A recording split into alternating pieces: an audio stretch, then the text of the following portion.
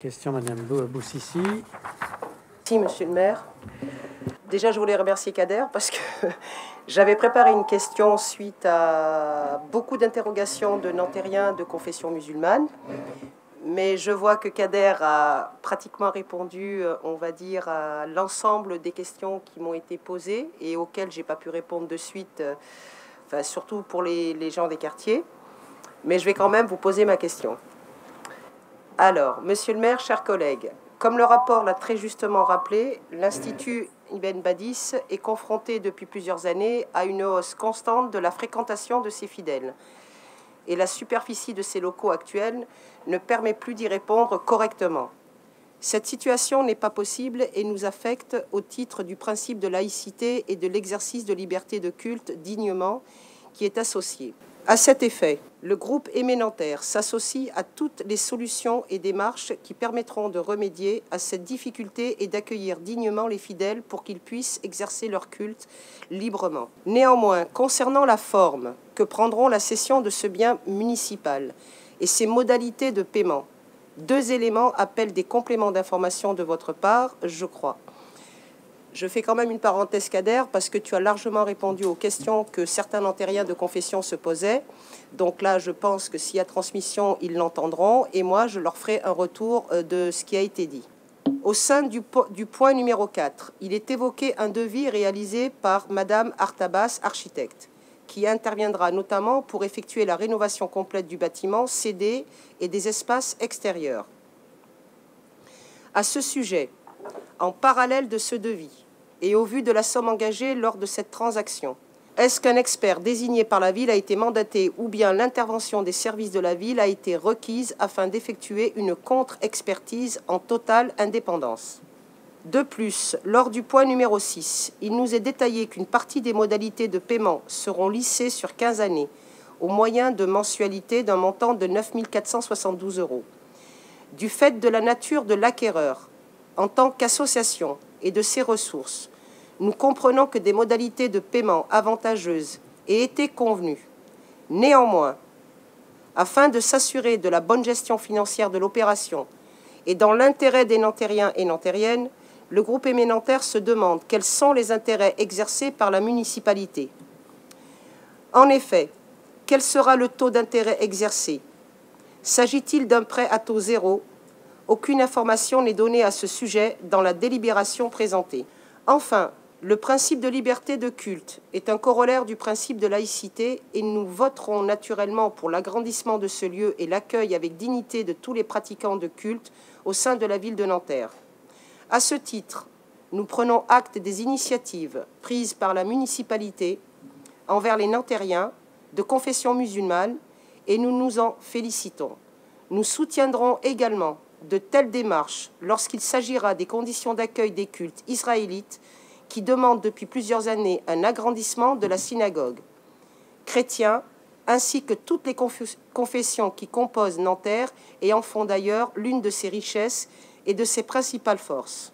Le groupe Aimé Nanterre votera donc, bien entendu, pour cette délibération et espère obtenir les éléments d'information supplémentaires pour s'assurer que le cadre légal et financier d'une procédure administrative de cette envergure soit respecté. Je vous remercie. Madame Fogas. Monsieur le maire, chers collègues, cette 37e délibération m'a inspiré quelques remarques autour de la lettre R, 18e lettre de l'alphabet et surtout première lettre d'un mot auquel je suis plus que particulièrement attachée, République. Tout d'abord, je souhaiterais vous faire part d'une petite remarque préliminaire sur un point de détail qui doit, je n'imagine pas qu'il puisse en être autrement, être une coquille. Et M. Selmet l'a dit au moins à 2 ou 3 reprises pendant son intervention également.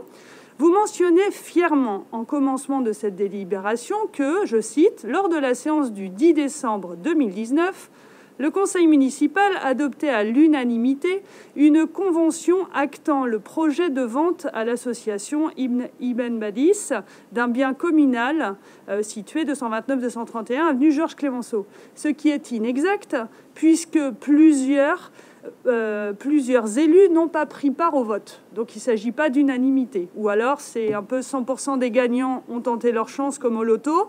Donc 100% des votants ont voté pour. Plusieurs points de cette délibération m'interpellent particulièrement. Tout d'abord, je suis très étonnée du mécanisme financier proposé. Les estimations des domaines, en général, font foi. C'est le cas de le dire.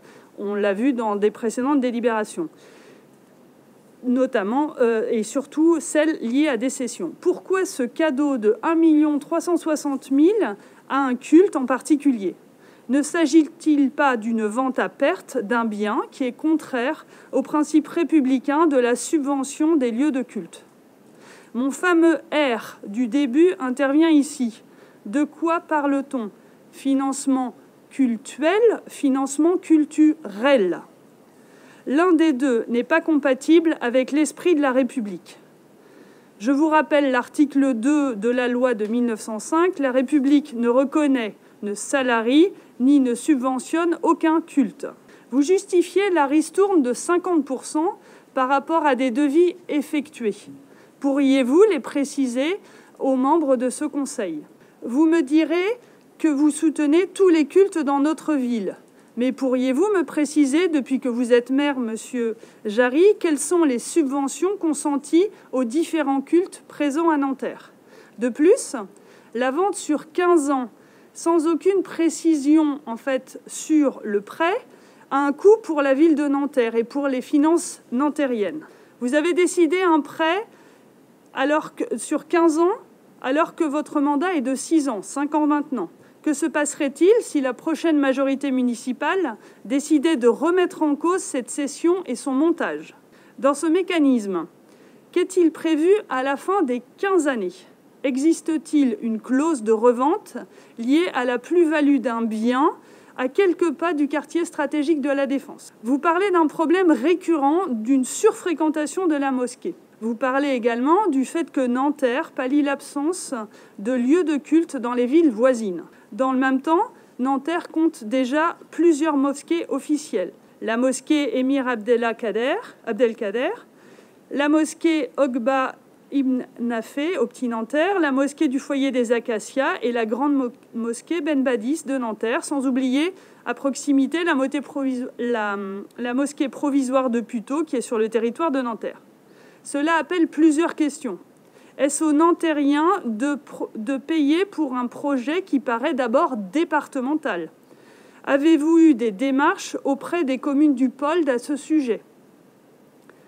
Je partage avec vous la volonté de l'application de l'article 1er de la loi 1905. La République assure la liberté de conscience, elle garantit le libre exercice des cultes. Toutefois, le sujet ici, par rapport à la surfréquentation, n'est-il pas plutôt d'envisager une mobilisation pour que les croyants puissent accéder à un lieu de culte à proximité de leur domicile ? Autre point problématique, c'est la gestion du stationnement des véhicules des visiteurs de l'Institut.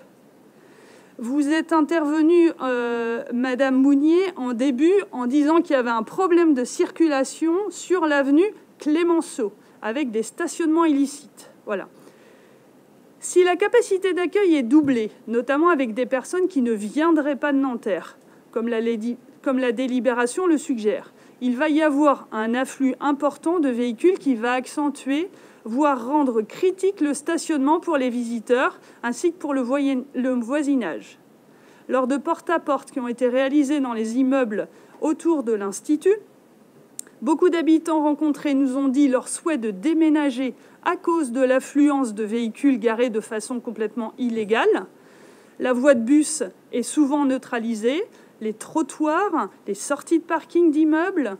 Parfois, il y avait même des véhicules qui étaient stationnés devant des entrées d'immeubles qui empêchaient l'ouverture de la porte pour pouvoir sortir avec une poussette.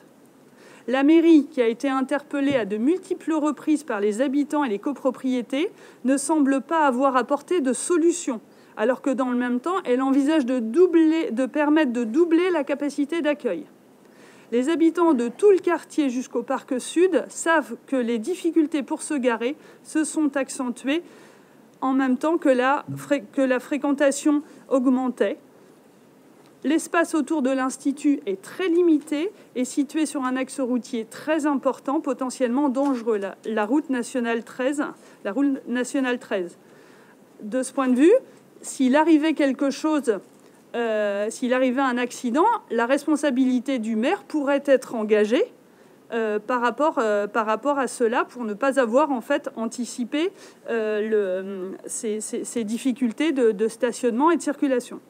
Pour toutes ces raisons, j'aimerais avoir des réponses à toutes mes questions et je me déterminerai peut-être, je vais demander une suspension de séance à la suite de vos réponses pour me déterminer sur mon vote.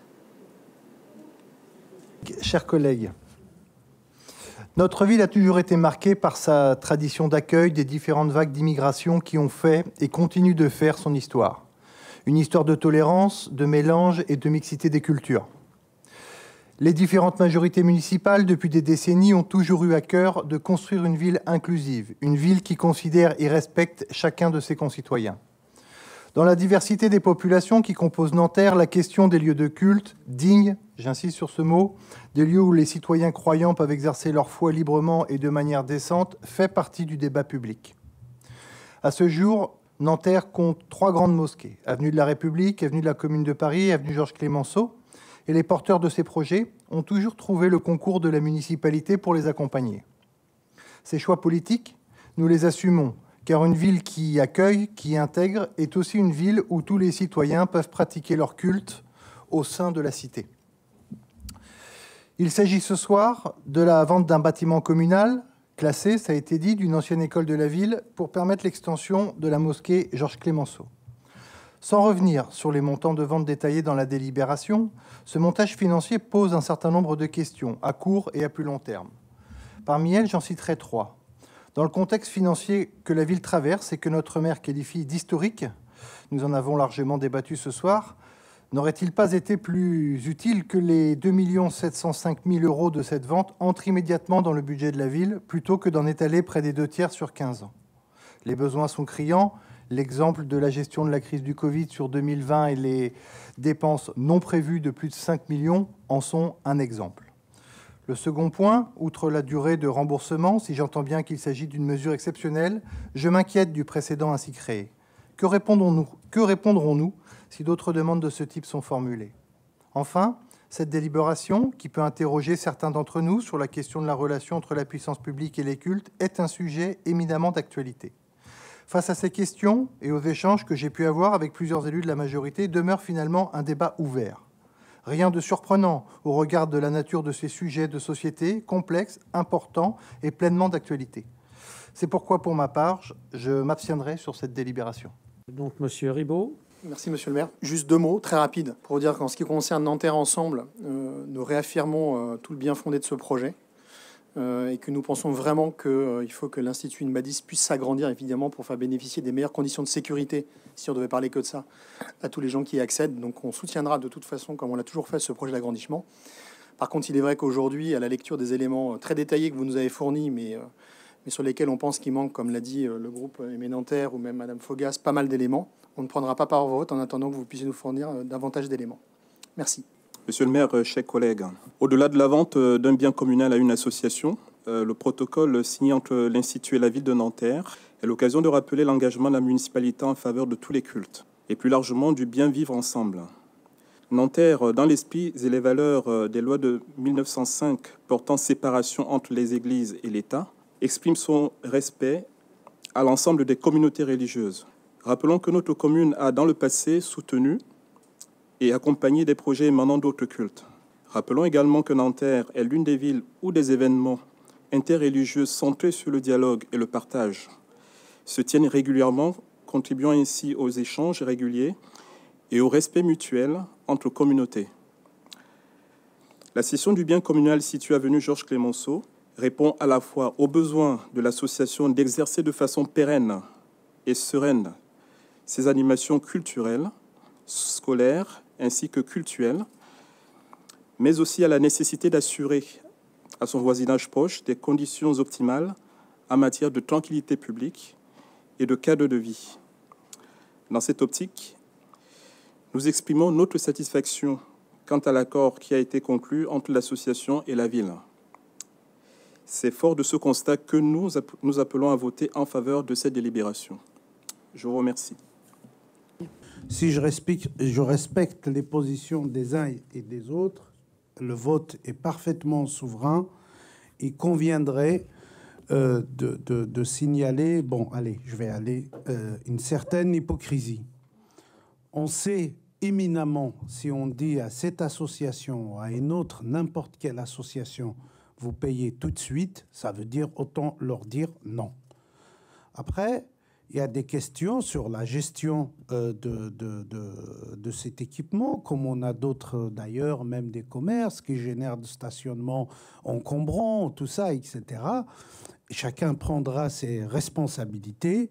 Céder ce bien à cette association sur lequel tout le monde convient du besoin. Je n'ai pas entendu quelqu'un dire qu'il n'a pas besoin, ça, non, laissez-la faire. Ça ne veut pas dire une autorisation d'occupation illégale d'espace public. Et puis je pense quand même, c'est des non-terriens, les fidèles, il n'y a pas de raison qu'ils soient moins civilisés que le reste des habitants de la ville qui utilisent d'autres équipements, soit sportifs, soit les commerces et tout, etc. D'accord ? La deuxième chose que je voulais apporter à votre connaissance, quand on a fait en sorte que l'AFPA non seulement reste à Nanterre, mais il s'agrandit et ramène de nouvelles formations dont on a besoin. Donc, dès qu'ils ont manifesté leur envie de partir de ce lieu, une des raisons, parce qu'il est vétuste, ça nécessite de gros travaux, de gros travaux, comme on l'a dit. On s'était débrouillé pour leur trouver un autre lieu. Ils ont signé cette semaine un bail pour une longue durée avec un partenaire qui travaille sur notre ville, qu'on a sollicité pour même modifier un bâtiment, carrément faire des investissements et le rendre ERP, parce que c'est un établissement recevant des publics, l'AFPA, et donc l'AFPA reste à Nanterre. En plus, je voulais vous donner cette information, mais après, de grâce, les principes à géométrie variable et tout, etc. Moi, je veux bien, je respecte les positions de tout le monde. On a tous notre conception sur la laïcité, voilà, sur des choses d'actualité. Après, peut-être, il y a juste des gens qui veulent être dans le move et sont montés, je ne sais pas, je suis désolé de dire ça, je n'ai pas l'habitude, sur le dos d'Éric Zemmour et prendre la vague, bon vent pour eux.